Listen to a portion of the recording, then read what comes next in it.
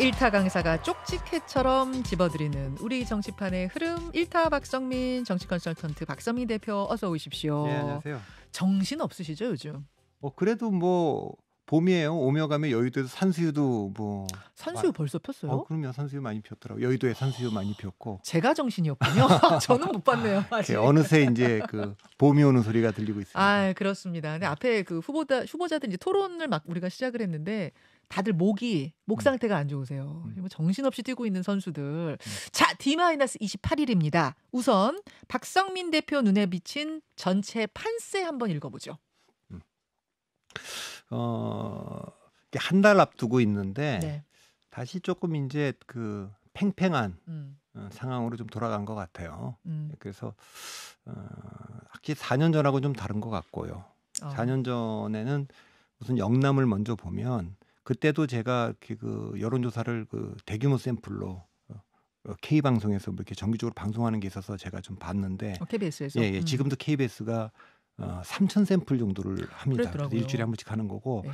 3,000 샘플을 하게 되면 그 지역도 좀 다 볼 수가 있습니다. 그래서 이렇게 보고 있는데 일단 뭐 영남을 먼저 보면 네. 그때 코로나도 있고 막 그래서 특히 PK 쪽에서는 한 자리 숫자로 좀 붙어 있었고 선거 들어갈 때는 거의 비슷하게 들어갔는데 그때 민주당이 7석을 가져갔거든요. 예. 부산에서 3석, 경남에서 3석, 울산에서도 이렇게 해서 7석을 그때 놓쳤는데 이번에는 그보다는 조금 벌어져 있어요. 그래서 영남권 수성이 국민의힘이 조금 결집도가 높기 때문에 가능할 것 같고 충청도도 지난번보다는 그래도 조금 많이 호전돼서 그때는 대전도 8개 다 지고 지금은 이제 미래통합당이 그래야겠죠. 기준을 대패했던 국민의힘 기준으로 그렇죠. 말씀하시는 예, 거죠. 그때보다는 그런 거고. 역시 이번에 저는 주목해서 보는 게 서울입니다. 예. 예, 서울을 굉장히 주목해서 보고 있는데 서울을 주목해서 보는 이유가 있어요. 최근에 그 정당 지지율을 보면 국민의힘이 서울에선 꾸준하게 높게 나오고 있습니다. 경기 인천에서는 민주당이 꾸준하게 높게 나오고 있고. 예. 근데 그게 그래서 서울은 좀 해볼 만한 거 아니냐 이렇게 국민의힘이 보고 있는데 사실 이제 그게 착시일 수도 있어요. 왜냐하면 국민의힘은 2000년도 이후에 네. 투표율이 46%로 떨어졌던 2008년을 빼고 나면 대개 한 15석 내외 이상을 한 적이 없어요. 서울에서. 그렇다면서요? 2000년 총선에서는 17개를 했고 2004년에는 16개를 했고 여러분 서울 의석수는 참고로 49개입니다. 예. 뭐 49개, 48개 왔다 갔다 하는데 그다음에 그 2012년에 박근혜 비대위원장이 152석으로 승리를 할 때도 네. 서울은 16개예요. 그리고 2016년에 그때 졌지 않습니까? 122석으로 그때는 12개. 그리고 4년 전에는 8개예요. 그러니까 이번에 뭐 굉장히 낙관적으로들 얘기를 하는데 20개 이상만 하면 굉장히 선전한 겁니다. 아니 보도 같은데 뭐 뉴스들 쭉 분석하고 이런데 보면은 지금 수도권 121석 중에 지난번에 국민의힘이 16석 했는데 이번에는 16개 플러스 하나죠. 윤상현 무소속까지 17석. 나중에 합류했으니까 예. 17석. 이번에는 2배 정도 본다. 이러던데 그렇게 안 보세요? 2배면 36석 아닙니까? 그러네요. 뭐 그거는 되겠죠. 그 정도. 네, 그 정도. 근데 그 정도를 해서는 일당은 민주당일 겁니다. 그 정도 하면 예, 일당 그 정도 민주당? 일당은 민주당일 거고 지금 이재명 대표는 지금 목표치를 조금 낮췄어요. 그러니까 그 연초에는 원내 가반을 하는 게 목표지만 151석 얘기했었죠. 안 되면 이제 원내 일당이다. 그런데 최근에는 얘기를 현실적으로는 지금 원내 일당을 지금 하는 게 목표다. 이렇게 얘기를 하고 있는데 지금 서울의 국민의힘은요. 지표가 3개가 다 일치하고 있어요. 저는 이 방송에서도 늘 말씀드리지만 정당 지지율보다는 네. 대통령 지지율과 구도 지지율 이걸로 봐야 되는데 왜 그러냐면 정당 지지율은 2개 합쳐봐야 70%가 안 됩니다.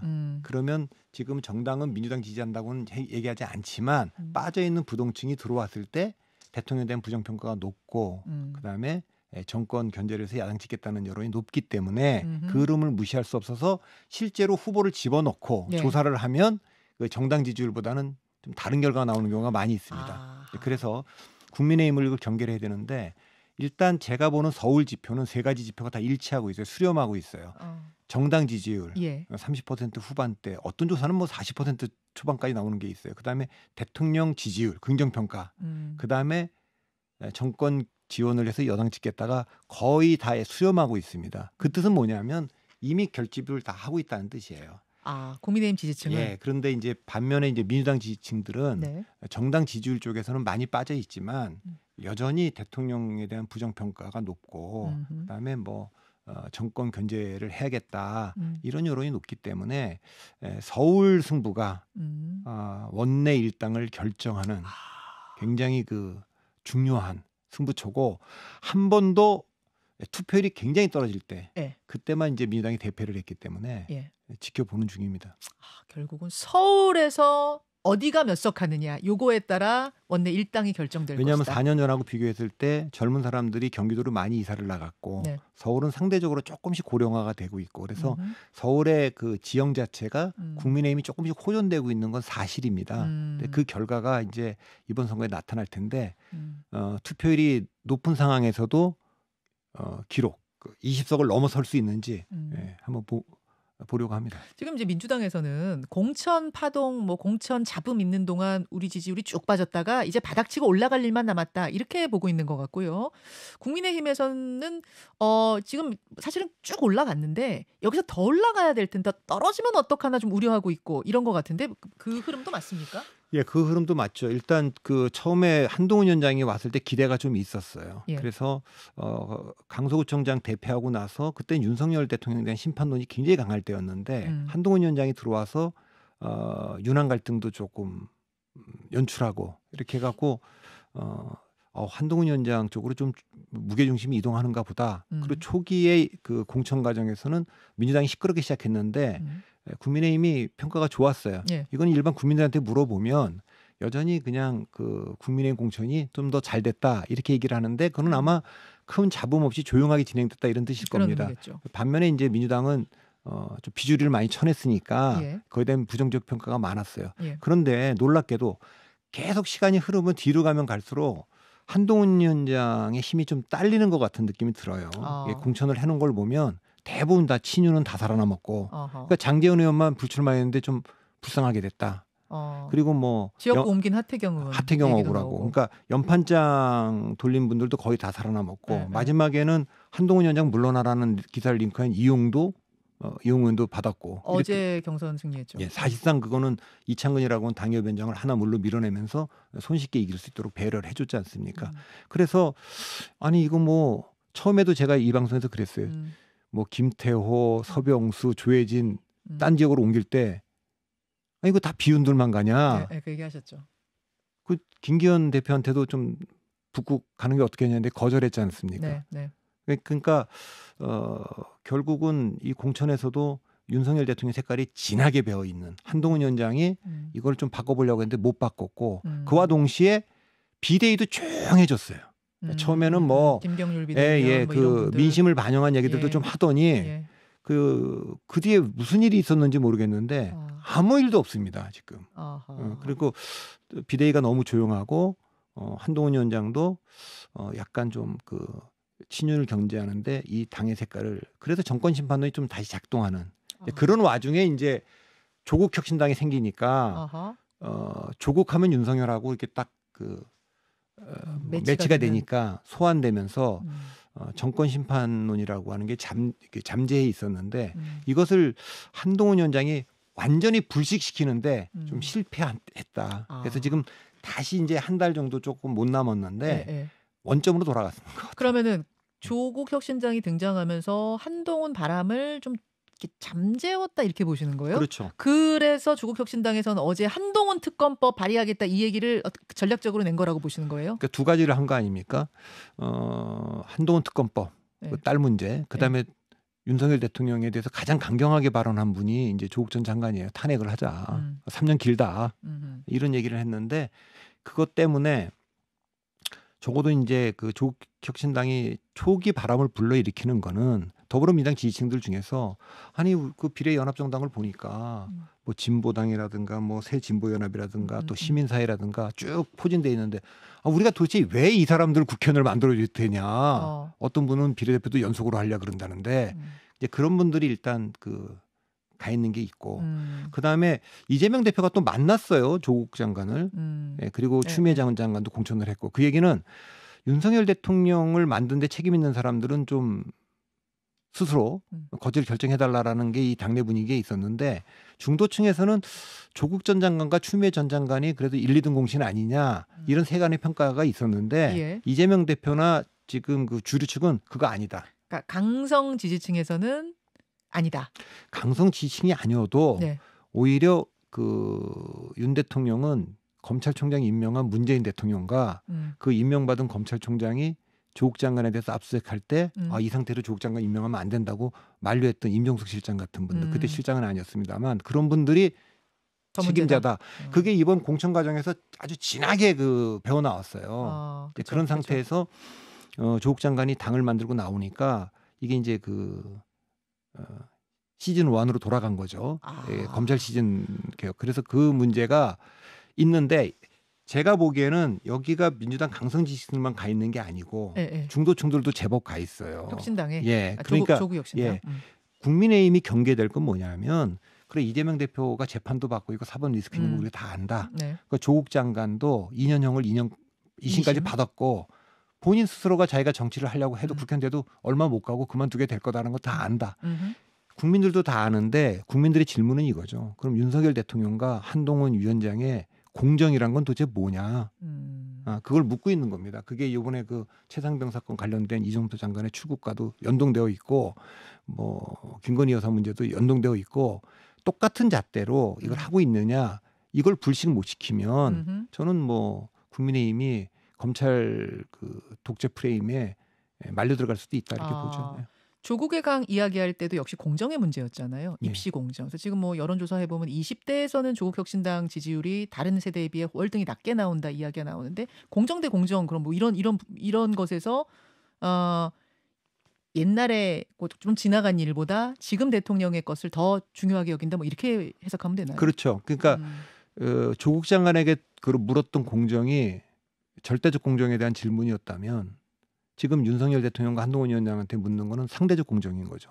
자, 그 잘못이 이재명 대표나 그 조국 장관에게 있는 건 분명하고 그것을 옹호하는 것도 동의할 수 없는데 그러면 그 지금은 그럼 그 잣대로 그대로 다 하고 있느냐 이 질문이 있는 거죠. 알겠습니다. 중도가 결국은 지금 이제 민주당 지지층에서 사실은 좀 같이 나눠 먹는 느낌이라면 중도들이 어떻게 움직이느냐가 역시 항상 중요하다고 말씀하시잖아요. 그 흐름을 좀 봐야 될 것 같고 격전지를 좀 세밀하게 한번 들여다볼까요? 격전지를 한 3곳 정도 오늘은 뽑아봤는데 격전지 혹은 승부처 뭐 이렇게 표현하면 될 것 같습니다. 먼저 서울 중성동 갑.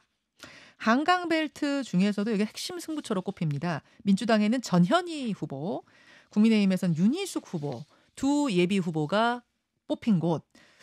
사실은 전현희 후보는 공천 확정까지 과정에 진짜 우여곡절이 많았잖아요. 굉장히 뭐 잡음도 많고 임종석 전 실장하고 이렇게 되는 부분에서. 그런데 지금 보여주세요. 그래프 좀 보여주십시오. 동아일보가 리서치앤리서치에 의뢰해서 3월 10일에 무선전화 면접 조사를 한 수치입니다. 전현희 후보 42.9, 윤희숙 후보 36.6% 이렇게 나왔어요. 여기 흐름은 어떻게 봐야 되나요? 여기는 좀 그 옆 동네보다는 아까 그 저 이혜훈 의원 나오셨던데 중성동을 거기는 지난번에도 사실은 더 자꾸만 후보들은 어딜 가나 자기가 나갔네 다 험지라고 얘기하지만 지상욱 의원이 4.7%밖에 안 졌어요. 지난번 선거에 4.7% 5% 안쪽으로 진 데는 다 해볼 만한 데입니다. 그러니까 그런데 여기는 사실은 40% 46%로 투표율이 떨어졌던 그 2008년도를 빼고는 여긴 민주당 텃밭 아닙니까? 그렇죠. 그래서 저희가 그 핵심은 이겁니다. 투표율입니다. 그러니까 민주당은 이례적으로 낮았던 그 투표율이 이례적으로 낮았던 5번 선거가 있습니다. 그 5번 선거에서 성적이 다 안 좋았어요. 그게 언제냐면 거꾸로 제가 역사 안에서 말씀드리면 최근에 2022년 6월 1일 지방선거 전국 평균 투표율이 50%였습니다. 그래서 서울의 구청장을 17곳이나 내줬어요. 2008년 총선에선 46%로 떨어지면서 40석을 한나라당에 내줬습니다. 그리고 그 바로 직전에 4개월 전에 대통령 선거에서 정동영 후보가 나왔는데 대통령 선거인데 투표율이 63%, 그래서 530만 표 대패를 했습니다. 그렇죠. 2006년 지방선거 때는 25개 구청장을 한나라당에 다 내줬는데 그때 투표율이 51%. 그리고 4년 전에 김대중 대통령 마지막 해 그 월드컵 그 그 즈음에 치러진 지방선거에서 48%. 그 선거도 대참패를 하지 않았습니까? 그러니까 민주당 내에서는 그 당내 균열이 있을 때 네. 그 투표로부터 이탈하는 경우가 있고 그렇죠. 그랬을 때는 대패를 했습니다. 네. 근데 이번에도 그럴 거냐? 이럴 건데 이제 조국혁신당이 나와서 어떻게 보면 투표로부터 이탈하는 것을 막아주는 방파제 역할을 지금 하고 있기 때문에 그게 이제 국민의힘에서 좀 놓쳤던 부분이죠. 그 말씀은 공천 과정에서의 잡음 때문에 실망한 지지층들이 빠져나가고 있는데 그 빠져나가서 어디 갈 데가 없는 상황에서 조국당이 받아줬다 그 말씀이신 거잖아요. 현재는 그렇습니다. 현재까지는 이제 그런 상황이다. 그래서 지금 전희연희 후보 상당히 공천 과정에서 여러 가지 잡음이 많은 지역이었지만 지금 42.9가 나왔다 그 말씀이시고. 그리고 일단 저기는 이제 통합을 해서 그 임종석 실장이 당에 남기로 했고 김부겸 전 총리가 선대위에 또 합류하기로 해서 상당히 공천이 균열이 있을 것으로 봤지만 그래도 어느 정도 봉합은 민주당이 해냈다. 임종석의 잔류가 컸고 그게 크군요. 그게 크고 김부겸의 합류 이것도 크고. 알겠습니다. 다음으로 넘어가 보죠. 이번엔 경기 분당갑입니다. 여기서 보여드릴 그래프는 조선일보와 TV조선이 K-스탠 리서치에 의뢰해서 3월 9일과 10일 전화 면접 조사한 그래프인데요. 보여주세요. 안철수 40, 국민의힘의 안철수 40, 민주당의 이광재 36, 그리고 개혁신당의 류호정 1% 이렇게 나온 여론조사입니다. 저희가 지금 좀 여론조사를 골고루 보여드리는데 흐름은 다 같아요. 흐름은 뭐 다른 게 없습니다. 이거 어떻게 읽으십니까? 분당갑은 지난번에 서울 그 경기에서 7곳이 됐거든요. 미래통합당이 그때도 이겼던 동네예요. 김문혜 후보가. 그러니까 분당갑이라고 하는 데는 워낙 그 국민의힘 강세 지역이죠. 놓칠 수가 없고 그다음에 이광재 의원이 사실은 이제 강원도지사도 했고 원주에서 국회의원도 했고 그리고 이제 종로 출마를 하려다가 거기서 이제 잘 안 돼서 왔기 때문에 그런 점도 역시 조금 핸디캡이고 무엇보다도 안철수 의원은 역시 대선 주자이기 때문에 그런 이제 그 있어서 이 지역은 좀 그래도 안철수 의원의 우세로 봐야 되지 않느냐 이제 그렇게 봐야 될 것 같습니다. 근데 아까 그 중성동갑 민주당의 우세 지역인데 거기서 윤희숙 후보가 저 정도 하는 거하고 여기가 이제 분당갑이 국민의힘의 우세 지역인데 이광재 후보가 뒤늦게 가서 이 정도 하는 거하고 이거는 두 후보에게는 모두 다 굉장히 고무적인 일 아니에요? 물론 그렇죠. 물론 그렇기는 하지만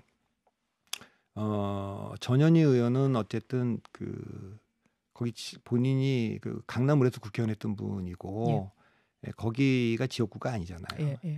근데 안철수는 대권 주자이면서 챔피언이에요. 여기 현역 국회의원이에요. 그렇죠. 이제 그런 점이 아무래도 이광재 의원이 그러니까 이광재 의원이 여기 전 의원이 왔는데 여기 분당갑에도 국민의힘도 새로운 인물이 왔다. 그러면 이제 조금 날지 모르겠지만 아까 그 중성동 갑하고 좀 차이는 어쨌든 여기는 안철수 의원이 기반을 계속 다져왔던 곳이고 그렇군요. 거기는 두 사람 다 새로운 사람들이고 그런 면에서는 좀 차이가 있다는 말씀. 경남 양산 을로 가겠습니다. 낙동강 벨트의 한 지역이죠. 경남 양산 을. 여기는 국민의힘 김태호 후보하고 더불어민주당 김두관 후보가 격돌한 지역인데 여기는 MBC 여론조사 보죠. MBC가 코리아 리서치에 의뢰해서 10에서 11일까지 무선전화 면접 방식으로 조사를 했는데요. 김두관 후보 43, 김태호 후보 43? 맞습니까? 이게 동률이 맞아요? 동률이 나왔습니까? 여기서는? 그렇군요. 한 조사만 더 보겠습니다. 조선일보가 K-스탠 리서치에 의뢰해서 3월 9일에서 10일까지 역시 전화 면접 조사를 한 여기에서는 김태호 41, 김두관 39. 오차 범위 내에서 여기야말로 진짜 격전이네요. 지금 그래프 후보 여론조사 2개 봤는데. 그러니까 이제 그 양산하고 김해 그다음에 북구, 부산의 북강서구 여기는 원래 이제 야당세가 강한 곳 아닙니까? 민주당이. 그래서 여기를 중심으로 지난번에 7곳을 한 것이니까 양산은 이제 민주당이 해볼 만한 곳이죠. 김해와 더불어. 근데 전체적으로는 여기는 지금 여론조사를 보면 김태호 후보가 조금씩이라도 다 우세하게 나오고 있습니다. 모든 조사 흐름이. 그리고 경남도지사를 두 분 다 지냈지만 그래도 경남에서의 그 김태호 후보의 인지도가 있고 그리고 최근에 제가 그 PK 조사를 보면 그 국민의힘 좀 강세이기 때문에 여긴 좀 김태호 후보가 좀 우세로 보입니다. 자, 여기까지 하고 유튜브 댓글쇼로 이어가겠습니다. 본방송 여기서 인사드리죠. 고맙습니다. 자, 예. 여러분, 라디오 청취자들과 인사 나누고 유튜브로만 조금 더 이어갈 텐데요. 격전지 3곳 봤어요. 오늘은 계속 볼 거예요, 여러분. 계속 볼 건데 오늘 일단 서울 중성동갑, 경기 분당갑, 경남으로 내려가서 양산을 보다가 지금 유튜브로 넘어왔는데 양산을은 MBC 조사에서는 두 사람이 김태호, 김두관, 김태호 두 사람이 동률로 나왔어요. 43대 43. 근데 이제 이게 조선일보의 조사로 가면은 여기서는 41, 김태호 41, 김두관 39로 나왔고 KBS 조사 한 번만 봐주세요. 최근에 격전지 조사 나온 곳들이 MBC, KBS, 조선일보 요렇게로 제가 알고 있는데 근데 왜 제가 이렇게 똑같은 조사로 다 못 보여드리냐면 각사가 선택한 격전지가 다 달라요.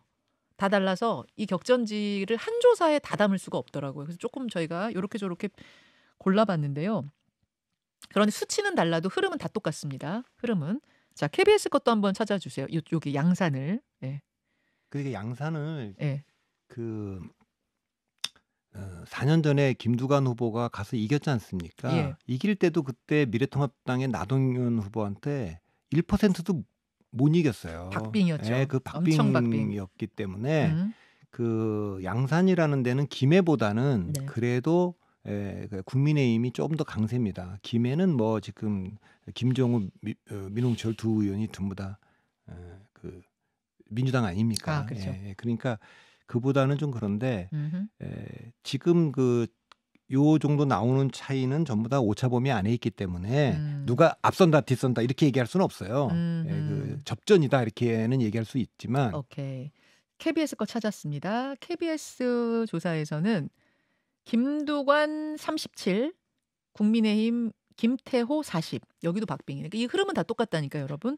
김태호 40, 김두관 37. 이게 KBS. 조선일보에서는 김태호 41, 김두관 39. MBC에서는 43, 43. 그러니까 이제 뭐 여기는 하여튼 오차범위. 제가 이걸 다 오차범위이기 때문에 예. 그냥 뭐 저는 박빙 접전이라고 제가 박빙. 표현하겠습니다. 다만 아까 분당갑 질문과 연계해서 보면 네. 그 성동에는 아까 중성동갑 우리가 얘기할 때는 두 사람 다 뭐 그건 현역이 없이 다 외부에서 온 사람들끼리 그렇죠. 싸움이고 그렇죠. 분당갑은 안철수가 현역인 상태에서 이강재 의원이 왔기 때문에 아무래도 조금 어렵지 않느냐 이런 얘기를 제가 드렸다면 네. 여기는 김두관 의원이 현역입니다. 그렇죠. 그러니까 김두관 의원이 현역인 상태에서 김태호 의원이 경남 뭐 거창 산청 뭐 이게 돼 있는 데 있지 않습니까? 네. 거기서부터 일이 왔기 때문에 올라왔어요. 여기에서 원래 뛰던 분들의 조직이나 이런 것을 완전히 지금 흡수하기는 좀 어렵고 그런 상황에서의 조사가 지금 나오고 있는 상황에서 예. 김두관 후보가 현역인데 이 도전자를 좀 따돌리지 못하고 있다. 이제 이런 측면에서 보면 김태호 후보의 상승세가 앞으로 더 예측된다. 그런 점에서 제가 말씀을 드리고 있는 겁니다. 제가 흐름을 보시는 방법을 이제 터득했네요.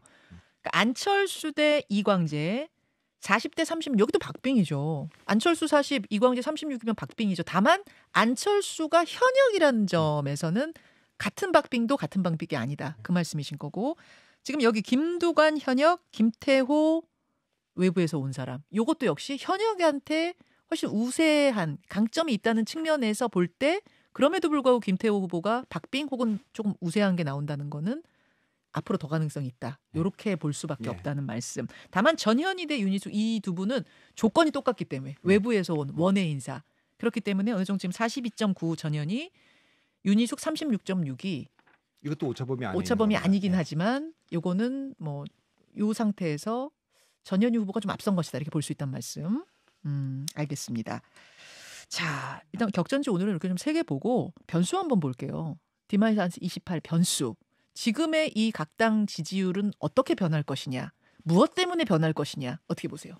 그러니까 리스크가 다 하나씩 있어요. 네. 그러니까 민주당은 이걸 지금 잘 방어해내고 있는 것 같이 보이긴 하는데 민주당의 가장 약점은 뭐냐면 잠깐만요. 넘어가시기 전에 죄송합니다. 제가 지금 여러분 댓글 읽고 있는데 하나가 보여가지고 그 김두관 후보가 현역인데 현역인데 그래서 모든 걸 지금 다 잡고 있는 상황에서 김태호 후보가 나중에 왔다는 점, 조직을 앞으로 더 흡수할 수 있다는 점을 말씀하셨다시피 분담갑도 마찬가지 아니냐. 안철수 후보는 이미 자리 잡고 있는 사람이고 이광재 후보가 지금 왔으니 더 올라갈 가능성 있지 않느냐. 이 질문이 왔거든요. 그러니까 그 차이는 뭐냐면 도전자가 와서 바로 이제 저는 이제 조심스럽게 여론조사가 오차범위 있으니까 누가 앞선다고 얘기는 하지 않지만 뒤늦게 온 김태호가 냉정하게 말하면 김두관 후보를 한테 지는 조사 결과가 안 나오고 있는 거. 오자마자 앞섰다라는 측면과 이광재 후보는 왔는데 지고 있다는 차이. 물론 오차범위 아니지만. 그래서 이제 그 분당의 지형이라는 걸 얘기한 거고 그다음에 여기에는 김태호라고 하는 지형도 지형이지만 인물 경쟁력에서 도전자가 현역을 도지사까지 지낸 상대방인데 본인도 도지사 지냈지만 상대방도 도지사 지낸 분이고 장관도 한 분이고 그런 분인데 오자마자 밀리지 않고 앞서가고 있다는 측면에서 개인 경쟁력이 역시 김태호라는 분이 경남에서 있는 거다. 이제 그 얘기를 드리고 있는 겁니다. 말씀이시군요. 그리고 당 지지율도 같이 봐야 되잖아요. 이거 볼 때는 그 지역의 정당 지지율. 알겠습니다. 변수 얘기하시다가. 근데 이제 민주당의 최대 지금 문제는 뭐냐면 당내에서 이렇게 공천 학살이라는 표현 정도 쓸 정도의 공천 파동은 지금까지는 보수 정당에서만 있었어요. 그렇죠. 옥새 들고 나르샤 있었고 그것도 저는 2000년에 김윤환 이기택의 공천 파동도 그렇고 2008년에 박근혜 의원이 국민도 쏟고 저도 쏟았다. 그래서 친박연대가 나오고 막 그럴 때도 그렇고 근데 2016년에 유승민 공천 배제도 그렇고 민주당은 비주류였기 때문에 연대하기도 바빠서 무슨 학살할 여유가 없었어요. 근데 처음으로 지난번에 180석 너무 많이 이겼고 그다음에 대표가 사법 리스크에 노출되어 있다 보니까 체포동의안 가결도 되고 막 이렇게 되는 와중에서 상당히 이번에 비주류들을 갖다가 이렇게 예상보다 훨씬 센 방식으로 쳐냈단 말이죠. 그리고 경선 룰도 조금 고쳤어요. 원래 하위 20%에 20% 감점이었는데 하위 10%를 따로 둬서 30% 감점으로. 그것 때문에 이제 박용진 의원이 탈락하지 않았습니까? 그렇죠. 그렇게 됐는데 그런 경우에 아까도 말씀드렸지만 민주당은 투표율이 떨어지면 굉장히 위험합니다. 아까도 5번의 투표율이 이례적으로 낮았던 선거를 제가 얘기를 드렸는데 그게 다 민주당 발로 투표율이 떨어진 겁니다. 이제 그렇게 되면 이길 도리가 없어요. 그런데 이제 그거를 이제 민주당은 어떻게 하든지 정권 심판론이 불붙도록 투표장을 끌고 나와야 되는. 호남도 지난번에 지방선거 50.9%일 때 광주가 36.6인 것밖에 투표를 안 나오셨어요. 아예 안 유보했다고요. 민주당에 대한 실망이 투표율로 나타나는 거죠. 그렇게 되면 어렵다는 거예요. 이제 그게 이제 민주당이 풀어야 될 숙제고. 그러니까 민주당은 계속 지금 공천에서 실망해서 빠져나간 분들을 투표장으로 끌어오르기 위해서는 정권 심판론을 더 강하게 붐업시켜야 되는군요. 근데 마지막에 이제 벌어진 일이 박용진 탈락이지 않습니까? 그러니까 그 전날 김부겸의 선대위 참여, 임종석 실장의 원팀론, 고민정 최고위원 복귀 이런 얘기가 다 있었지만 마지막에 이제 박용진이 떨어지면서 이제 조금밖에는 없다. 조금밖에가 없죠 이제 여기에. 그렇죠. 그래서 그렇게 됐는데 국민의힘의 최대 위급 포인트는 뭐냐면 윤 대통령입니다 역시. 그러니까 윤 대통령은 부정평가가 너무 높지 않습니까? 긍정평가와 부정평가가 갭이 20%를 계속 유지하는 상황에서 선거를 결정할 중도층이 부정평가를 60% 넘으면 우리에 대한 지지를 강화하는 전략이라든가 상대방 민주당에 대한 반대를 강화하는 전략은 의미가 없어요. 근데 윤 대통령은 우리에 대한 지지를 강화하는 아주 협소한 전략을 계속 써왔고 1년 6개월 동안 자유, 이념 얘기하고 한동훈 위원장은 이재명 대표, 조국 이 사람들 다 범죄자다. 그다음에 운동권 청산해야 된다고 상대방에 대한 반대를 강화하는 전략을 둘 다 잘못된 거예요. 여당은 반대를 약화시키는 전략을 썼어야 돼요. 그러면 윤 대통령이 해야 될 반대를 약화시키는 전략과 한동훈 위원장이 해야 될 게 좀 다른데 윤 대통령은 정책 태도의 문제입니다. 그러니까 정책 태도에 마지못해 대통령 선거 때 찍었던 분들은 대통령이 지금 이중적인 공정잣대 이런 거에 동의하지 않아요. 그러니까 어쨌든 대통령이 좀 변할 거라는 신호를 좀 줘야 되는데 안 줘왔고 지금도 안 주고 있어요. 이게 이제 위크 포인트고 한동훈 위원장은 그 점에서는 메신저로서의 소위 말하는 우리 에토스라 그러지. 에토스의 신뢰가 있어요. 로고스 뛰어나요. 파토스가 약해요. 그러니까 사람의 마음을 가져오는 건 파토스인데 이게 약하단 말이에요. 그러기 때문에 그럼 오히려 로고스에 강하다면 정책, 이성, 그러니까 그 그러니까 좋아해서 찍는 거나 상대가 싫어 찍는 거보다는 필요해서 찍게 만드는 거. 그게 서울 편입도 뭐 목련꽃 필 때 김포가 좋은데 그것도 쑥 들어갔어요. 그러니까 그런 약간 그 공약 위주로 해야 되는데 한동훈 위원장도 어느 때부터 윤석열 대통령처럼 그냥 민주당 공격만, 그러니까 조국 장관과 왜냐하면 감정선을 좀 건든 것 같아요. 그러니까 이재명 조국의 등장은 윤석열 한동훈의 이 뭐랄까 정당성이랄까 이런 거를 좀 건들고 있는 것 같은데 거기에 뭐 말리고 있는 게 아닌가 좀 그렇게 보이죠. 말릴 필요는 없는데. 그럼 각 당에 챙겨야 할 것들을 좀 변수로 꼽아주셨는데 민주당 같은 경우에는 공천을 보면서 실망한 사람들이 빠져나가지 않게 하는 투표율 중요하다. 그렇죠. 국민의힘은 윤석열 대통령 지지율이라고 해야 돼요? 지지율이 중요하다. 그 부정평가를 낮춰야 부정평가를 낮추는 그거를 적어도 그게 왜 대통령께서 선거에 그러면은 그 부정평가가 55% 밑으로 떨어지도록 해야 되는데 그거는 정책이나 이런 게 아니고 뭐 의협 파업 이런 게 아니고 대통령의 좀 이렇게 좀 잘못한 것도 인정도 하고 그동안 좀 잘못된 인사 같은 거는 좀 안 할 거라는 좀 그 전망 국민 통합을 위해 노력하는 모습도 좀 보이고 그랬는데 이게 그러니까 이제 검사들이 그거 안 된다 이런 비판을 지금 받고 있는 거 아닙니까? 그런 점이 조금 우려되는 부분입니다. 그래서 그걸 보완하려고 정책 경험이 많은 지금 원희룡, 안철수, 나경원. 그렇죠. 또 나경원 안철수는 지난 전당대회 때 대표적으로 찍어냈던 두 분 아닙니까? 그렇죠. 그분들을 조금 경험이 많은 분들이니까 선대 이분들로 좀 이제 메시지를 좀 내달라 이제 이렇게 메신저로 임명한 거죠. 그러면 선대위원장 얘기로 자연스럽게 넘어가게 되는데 국민의힘은 선대위원장에 한동훈, 윤재욱 이 두 분은 뭐 지도부니까 그렇다 치고 나경원 서울, 안철수 경기, 원희룡 인천 이렇게 세 사람을 더 합류시켰고 민주당 같은 경우에는 뭐 이재명 대표니까 들어갔고 이해찬 전 총리와 김부겸 전 총리를 지금 합류시켰단 말입니다. 그리고 나서 20명이 더 있긴 하다고 해요. 뭐 크게 의미는 없고. 그건 뭐 큰 의미가 없고 김부겸 전 총리가 합류해서 중도 포지션, 그러니까 외연 확장을 좀 노리는 것이고 이쪽도 안철수, 나경원 이 두 사람의 합류로 친윤 색채를 좀 약화시키는 뭐 이런 전략 이렇게 보면 됩니까 양당 모두? 그런데 이제 그렇게 되려면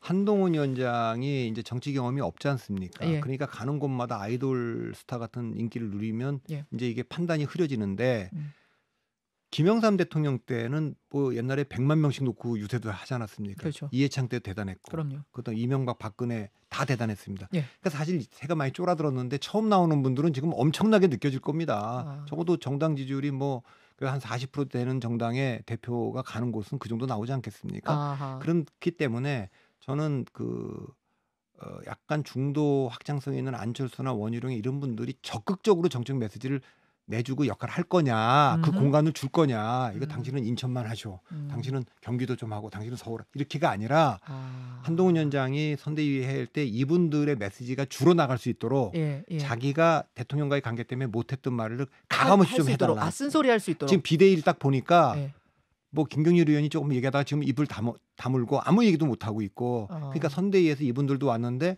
그냥 뭐 자기들은 난 지역구나 잘 챙기려고 한다. 뭐 위원장 하려니까 하는 거고 내 선거에 도움될 것 같으니까 맡았다 어쩔 수 없이 이렇게 하면 안 되고 적극적으로 이렇게 해줘야 될 것 같고요. 김부겸 총리의 합류는 저는 조금 의아하게 생각했습니다. 왜요? 왜냐하면 명분이 없잖아요. 그러니까 이분이 작년 말에 정세균 총리 등들 이낙연 총리랑 해서 막 이재명 대표한테 통합 선대위라든가 뭐 또 통합 비대위 같은 거 통합 공감 이런 맞아요. 얘기를 막 할 텐데 통합을 주문했죠. 계속하고 또 준연동제 받아야 된다 이랬는데 그렇죠. 지금 말한 준연동제는 김부겸 총리가 말한 연동제가 아닙니다. 아니죠. 전혀 아닙니다. 전혀 그리고 또 그때 그렇게 얘기하는 중에 이명백 공관위원장을 보란 듯이 그냥 임명해 버렸지 않습니까? 그 공천 막 비명계를 쳐내는데 김부겸 총리가 정세균 총리와 더불어 뭐라 그러냐면 지금 민주당 공천이 불공정하게 진행되고 있다. 그 대표께서 바로 좀 잡아줘야 된다. 뭐 어떻게 보면 하나만한 얘기를 했는데 그 뒤에 바로 잡기는커녕 더 가속 페달을 밟았어요.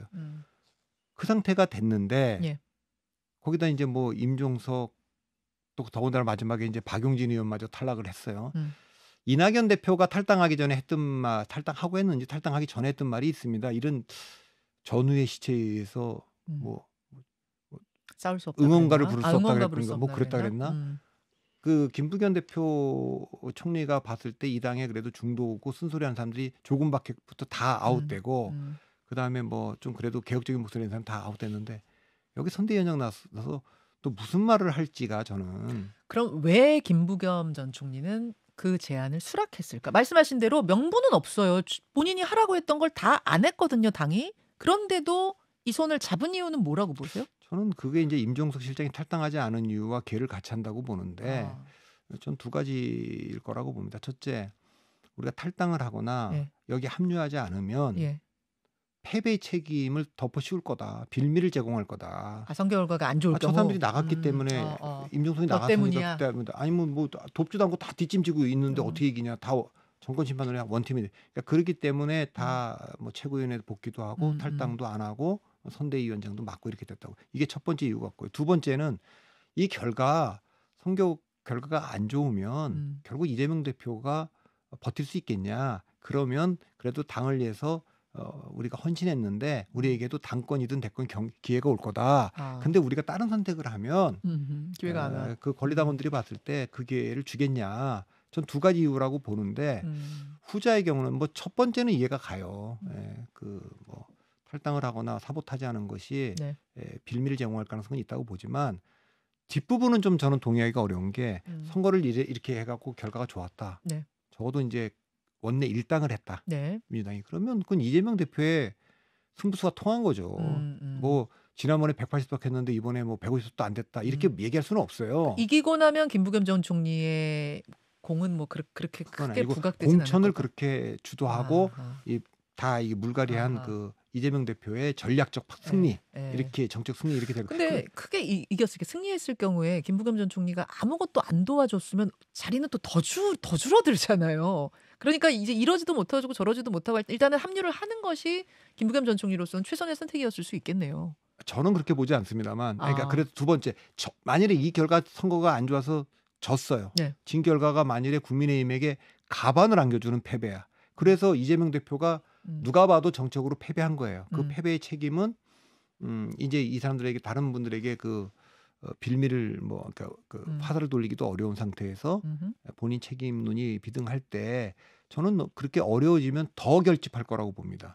오히려 이재명 대표 중심으로 그렇게 할 거기 때문에 어차피 저는 룸은 없다고 보는데 정치적 승부사였다면 정말 이재명 대표를 지도자로 지지해서 이 원팀으로 가자는 게 아니고 아까 그 두 가지 이유가 맞다면 제가 추측해본 그랬다면 저는 지금 선택이 과연 정치적 승부사로서 지도자로서 선택일까? 저는 왜 본인이 말한 거를 여러 번 그 명분을 달라고 얘기했는데 명분을 아무것도 안 줬는데 들어갔단 말이에요. 근데 나는 그러면 돕고 싶었고 여러 번 얘기를 했는데 이재명 대표가 나의 여러 번의 제안을 참여할 명분을 안 줬다. 뭐 이렇게 얘기하고 그냥 있을 수도 있는데 뭐 김부겸의 승부수가 통할지 이건 좀 봐야 되겠습니다. 알겠습니다. 제3지대, 그러니까 지금 양당 이야기만 한참 했는데요. 다른 당들 이야기로 좀 넘어가 보겠습니다. 개혁신당 그리고 새로운 미래 있고 또 이 두 당은 사실 제3지대죠.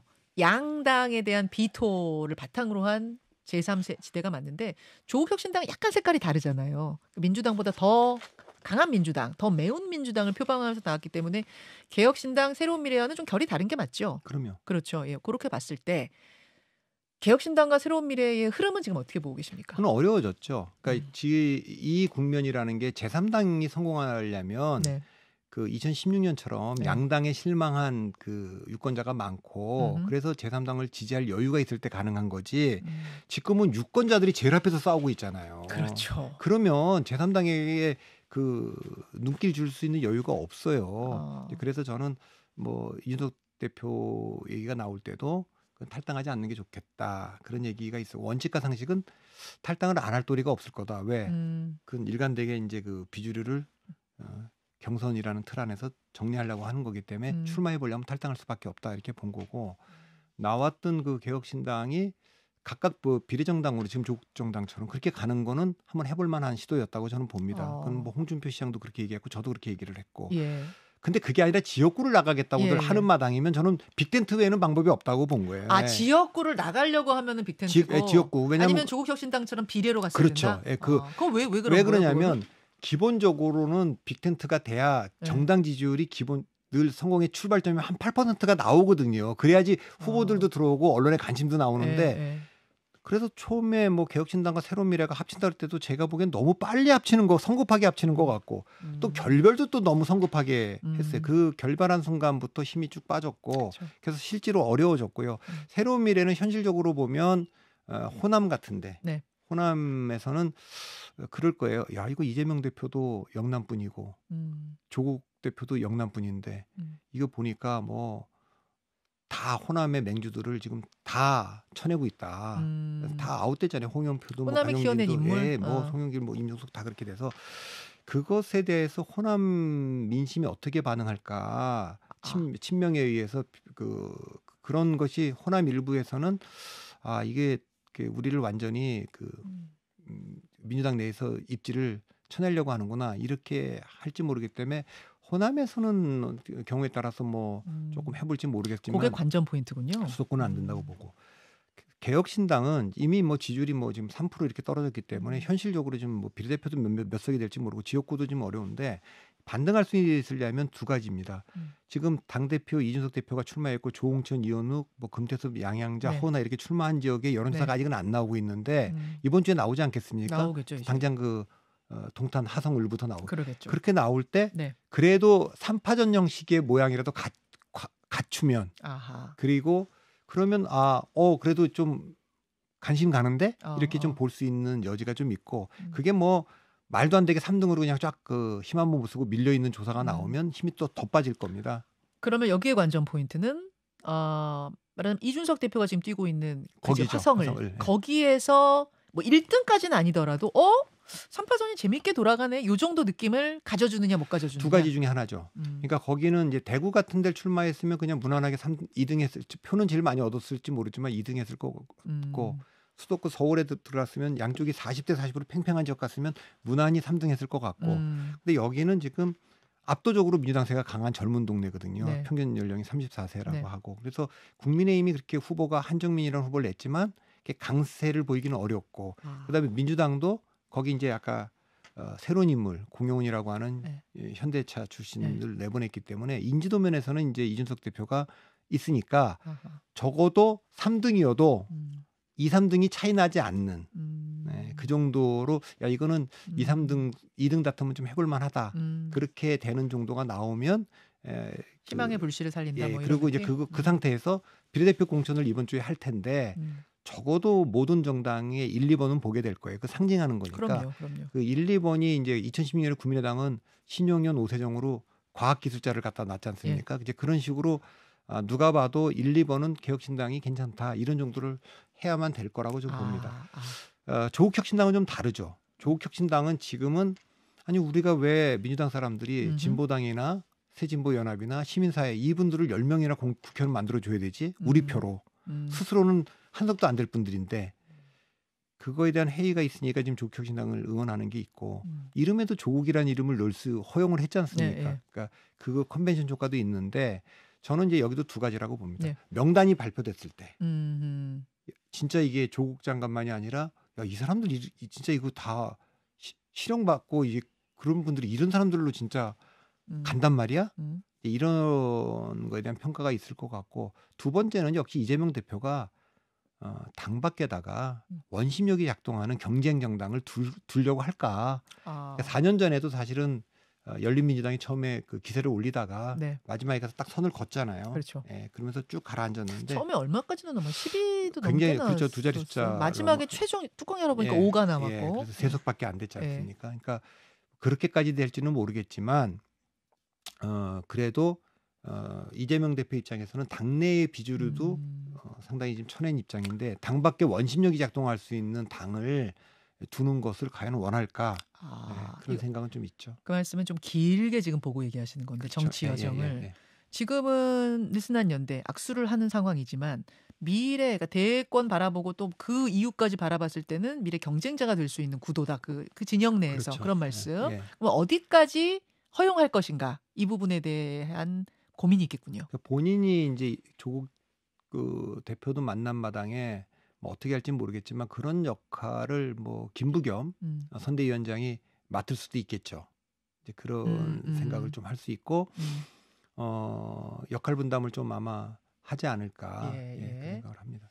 지금 조국 혁신당이 창당하자마자 쑥 올라왔는데 이 흐름은 앞으로 남은 30일 동안 계속 갈 거라고 보세요? 지금 말씀하신 대로 민주당 하기 나름입니까? 민주당 하기 나름이고 이제 민주당의 비례연합정당의 명단이 나올 텐데 그래서 일부 지금 외부에다가 이건 바꿔달라고 그러고 또 일부 사퇴도 했고 사퇴했어요. 재조정을 안 하면 우리가 이 연합도 깰 수 있다 이렇게까지 나오는 상황이니까 그걸 좀 봐야 될 것 같고요. 그것을 진짜 이쪽이 깨지고 조국혁신당이 위성정당이다. 더불어민주당이 그렇게 되면은 뭐 표가 몰릴 것인데 그러지 않고 민주당이 참여해서 만든 이 정당이 더불어민주당의 위성정당 뭐 하여튼 뭐라 그래야 될까요? 뭐 하여튼 비례연합당이다. 이렇게 되면 시간이 가면 아무래도 조정을 받을 거다 이렇게 봅니다. 조정을 받을 것이다. 국민의힘은 지금 비례 후보들 후보 모집 그러니까 신청 받았는데 530명이 신청했다 그래요. 530명. 그중에 이제 면접을 통해서 마지막 최종 후보들을 쭉 이렇게 줄 세울 텐데 거기도 어떤 면면들을 세우냐가 되게 중요하죠. 아니 그러니까 지금 얘기 지역구 공천을 했는데 친윤 색깔이 더 강해졌잖아요. 그리고 연판정 돌리면 다 살아남았잖아요. 결과적으로. 그 지난 1년 6개월 동안 했던 식으로 앞으로 또 계속 할 거잖아요. 그 일부 의원은 내가 대통령한테 격려 전화도 받았다. 그런 얘기를 판단이 있으면 안 해야 되잖아요. 근데 그 얘기를 하잖아요, 자꾸. 그런 상황에서 비례 명단이 나왔는데 야, 이거 뭐 완전히 윤 정부의 뭐 시절에 떠올리는 분들이 좀 들어가 있다. 윤 대통령하고 관계 있는 분들이 들어가 있다. 그러면 뭐 더 강해지겠죠. 그렇죠. 그거를 과연 지금 뭐 막아낼 수 있는지는 잘 모르겠어요. 여기서 또 그러면은 애초에 나왔던 윤석열 대통령, 그러니까 용산과 한동훈의 어떤 대결 뭐 이런 게 벌어질 수도 있는 거예요. 이 공천 과정, 비례 공천 과정에서. 이제 와서 하겠습니까? 그러니까 제가 그래서 그거는 하남 공천, 이용 공천을 주목했던 이유가 그거 아닙니까? 하남. 예. 하남 공천을 주목했던 이유는 어쨌든 한동훈 위원장이 물러나야 된다라는 그 기사를 유일하게 링크를 했던 분이고 이용 의원. 예, 그리고 한동훈 위원장이 서울 편입 이슈가 있는 김포도 가고 구리도 갔는데 하남을 안 가고 있었던 이유도 있을 텐데 그게 충돌이 보면은 뭐 부산에서 장제원 의원 거기 김대식 의원 그것도 공간에서 굉장히 시끄러웠다고 뒤에 나왔고 이철규 장정두 분이 충돌을 했다. 그것도 뭐 김연아 공천을 취소시키는 과정에서도 좀 얘기가 있었고 그럼 남은 게 이제 이용 의원인데 거기는 어쨌든 그걸 못 막고 이렇게 갔지 않습니까? 그런 점에서 조금 뭐랄까 한동훈 위원장이 비대위가 목소리를 못 냈는데 글쎄요 비례대표에서 목소리를 낼 것인가? 할 건지. 근데 다만 이럴 수 있죠. 이거 가만 보니까 다시 한번 윤한 갈등이 필요한 거 아닌가?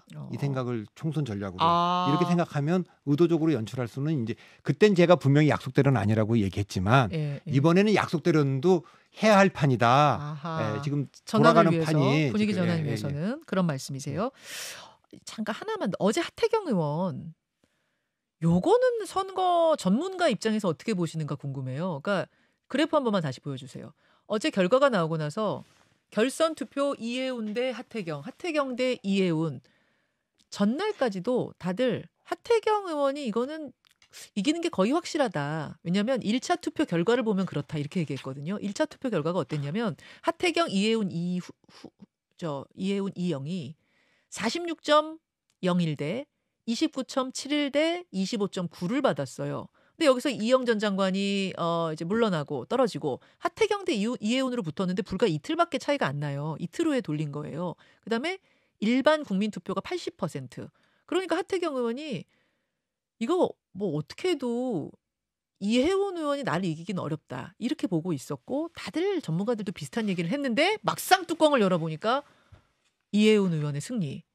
50.87 대 49.13. 거기에 여성 가산점 5%가 붙으면서 역전이 된 겁니다.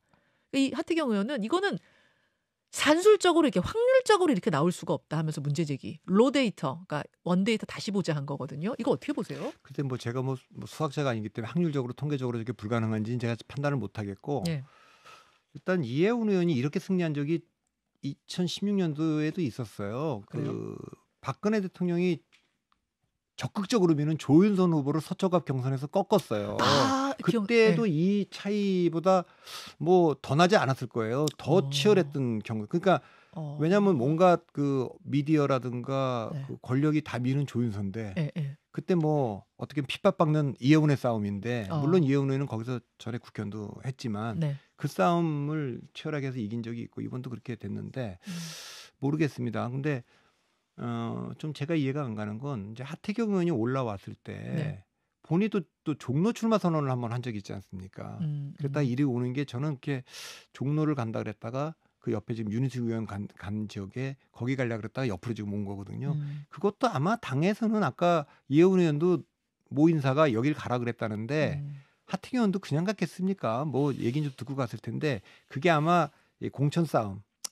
이철규, 장동혁 이 싸움 와중에서 벌어진 일 같아요. 조정이 되지 못하면서 갔는데 하태경 의원이 어쨌든 부산에서 삼선 버리고 올라와서 그 주진우 비서관이 공천 받았는데 네. 그러면 당이 어딘가 좀 이렇게 좀 조정을 해줬어야 되는 거 아닌가? 이 사태가 올 때까지 그러니까 하태경, 그 이해운, 이영 세 명을 경선을 붙인다? 그 중량감 있는 사람 세 명을 낭비다. 그 어딘가 당의 낭비. 어딘가 배치를 했어야죠. 예. 이제 와서 하태경 의원이 여기 떨어졌다고 해서 어디 가려고 해도 갈 데도 없잖아요. 물론 보낼 수는 있죠. 이제 지금 여기 경선에 저도 그 지역만 뭐 못 나가는 건데 그래도 하태경 의원을 어쨌든 좀 뭐 살릴 수 있는 방법이 있다면 또 국민의힘은 또 살려봐야죠. 그러니까 하태경 의원은 지금 다 희생하라, 불출마해라. 뭐 제일 먼저 손 들고 나왔는데 이럴 때 손 들고 나온 사람인데 이게 떨어지는 걸 보면 이제 학습 효과가 있잖아요. 다음에 누가 불출마 뭐 지역구 이동 제가 삼선했으니 후배들 위해 지역구 이동하겠으면 누가 그러나 그런 생각이 들더라고요. 하태경 의원이 한번 인터뷰 나와가지고 나만 바보 됐다고 다들 그러네요. 이런 얘기. 아니 그래서 이제 뭐 장제원만 억울하다 그러고 하태경만 바보 됐다 그러고 그 수원에서 탈당해서 나간 성질 못한 김용남만 다 그렇게들 얘기를 하잖아요. 아니 가만히들 그냥 모른 척하고 그냥 눈 딱 감고 있으면은 됐을 텐데 뭐 이런 생각들도 하니까 그거는 당이 뭔가 이렇게 그 조정을 좀 해줬어야 된다고 생각을 합니다. 하태경 의원을 비례대표로 보낼 가능성이 있어요? 그런 소문이 돌아요? 뭐 그 댓글이 올라오는 모양인데. 그거는 이제 전체적인 전략 차원에서 이제 판단하겠죠. 전략 차원이라는 거는 하태경 의원을 뭐 근데 이제 뭐 유승민 의원도 우리가 한동훈 위원장이 좀 카드를 좀 써서 뭐 어디 뭐 경기 남부 쪽이라도 배치해야 되는 거 아니냐. 끝까지 안 됐죠. 끝까지 안 됐잖아요. 그러니까 이게 그렇게 낙관적일 수는 없는. 보면 정치도 사람이 하는 거라 그런지 우리가 바깥에서 이렇게 볼 때는 이렇게 해서 이렇게 손잡으면 야 시너지 나겠네 확장되겠네 이런 생각이 드는데 그 안에 있는 선수들은 이게 또 사람이 하는 거 감정에 의한 거다 보니까 안 되는 건 또 죽어도 안 되는 게 있나 봐요. 그러니까 민주당도 그렇고 뭐 국민의힘도 그렇고. 저 같은 사람들 뭐 정치 안 하고 이제 그 관전자들이야 이렇게 하는 게 좋지 않겠냐 그러지만 그 안에 있는 분들은 이제 그 감정적인 게 있잖아요. 그러니까 그렇게 또 잘 안 되고 또 경쟁 관계, 그러니까 선거에서 이기는 것도 있지만 당내 역학 관계 뭐 이런 것도 보니까 그렇죠. 다른 판단 기준이 있죠. 그런 것 같습니다. 여기까지 오늘 들여다보고 박용진 의원이 마지막에 이제 정말로 마지막 점을 찍으면서 탈락을 해버린 요것이 이게 영향을 좀 줄 수도 있나요? 그러니까 민주당 어떤가요? 의원들은 한참 피크일 때 임종석 실장 막 컷오프 시키고 홍영표 원내대표도 전 원내대표도 컷오프 시키고 박강원 원내대표가 이제 김준규 교수한테 지고 막 이러는 즈음에 그때 같이 딱 발표했으면 충격파가 컸을 것 같은데 약간 좀 떨어져가 이게 결선 투표로 가면서 그 좀 약간 밀렸단 말이에요. 그 민주당은 그래서 조금 좀 가라앉은 다음에 있었던 거라 파장이 좀 덜할 거다 이렇게 얘기는 하는데 박용진 의원은 좀 이게 당내에서 상징하는 그것도 있고 꺾은 정봉주 의원도 또 보여주는 뚜렷한 저기 그 이미지가 있기 때문에 이것이 연성 지지층들에게 어떤 영향을 미칠지 그거는 지금 반영되지 않았거든요. 지금 네. 여론조사에 좀 지켜봐야죠. 박용진 의원 측은 그 발표가 난 후에 언론 접촉을 전혀 안 하고 있습니다. 박용진 의원은. 근데 오늘 오전 중에 입장을 정리해서 발표할 것으로 이렇게 알려졌다는 소식 전하면서 인사 나누죠. 야, 이게 총선 때가 되니까 5분만이 30분이 넘어가네요. 저는 몇 분 한지도 모르고 지금 앉아 있습니다. 그냥. 예. 고생하셨어요. 여기까지 여러분. 저희가요 오늘 격전지 토론, 오늘은 이제 릴레이 토론이었는데, 릴레이 토론은 두 분이 동시에는 이제 붙는 게 여의치 않은, 뭐 한쪽이 막 끝까지 거부한다거나 아니면 뭐 시간이 안 맞는다거나 이러면은, 오늘 같은 경우는 류삼영 후보는 여러분 전화 녹음을 한 겁니다. 그래서 사전 녹음, 왜냐면 이분들이 시간이 안 맞았어요. 녹음을 하는 바람에 화면이 안 나가고 이렇게 나갔다는 거고, 미리 말씀드리고요. 나경원 후보는 생방송으로 전화 인터뷰를 한 거고, 다 약간씩은 달라요. 포맷은 다르지만 격전지 토론을 많이 준비하고 있습니다. 내일 어디죠? 내일 예고해도 되지 않아요? 내일 예고하겠습니다. 오늘 우리가 격전지를 뽑았던 곳. 김태호 대 김두관. 그거 재밌을 것 같아요. 김두관 대 김태호. 동시 토론. 동시 토론. 네. 나와요? 두 분 다? 그쪽 계시니까. 양산 거기서? 계시니까 오지는 못하고 전화로. 두 분이 같이 들어와서? 동시 생방송. 전화로. 그분들은 참 역시 이 거물들답게 그리고 품들이 넓으셔. 품이 넓어. 그거지. 그럼요. 그거지. 두 분이 하겠다. 붙겠다. 그래서 한쪽이 거부할 수도 있는데. 참 멋있게 정치하는 거예요. 그렇죠. 그 정도 여유도 없으면 정치하면 안 되지. 대표님 바로 그건데요. 예전에는 제가 지금 하루 이틀 인터뷰하는 게 아니잖아요. 진행하는 게 아니잖아요. 예전에는 선거 때 되면 격전지 토론 합시다 하면 다 했어요.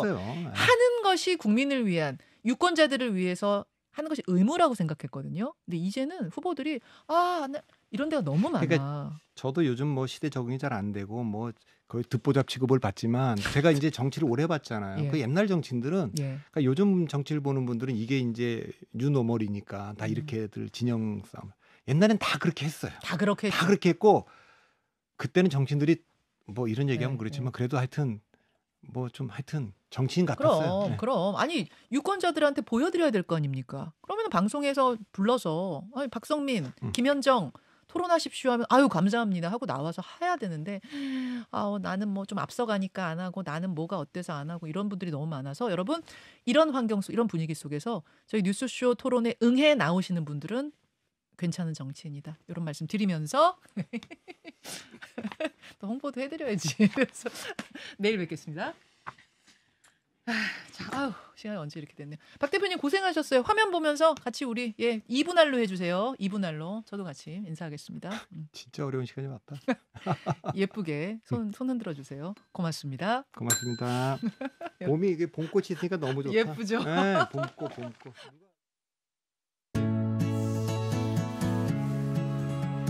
김현정의 뉴스쇼는 시청자 여러분의 참여를 기다립니다. 구독과 좋아요, 댓글 잊지 않으셨죠? 알림 설정을 해두시면 평일 아침 7시 20분 실시간 라이브도 참여하실 수 있습니다.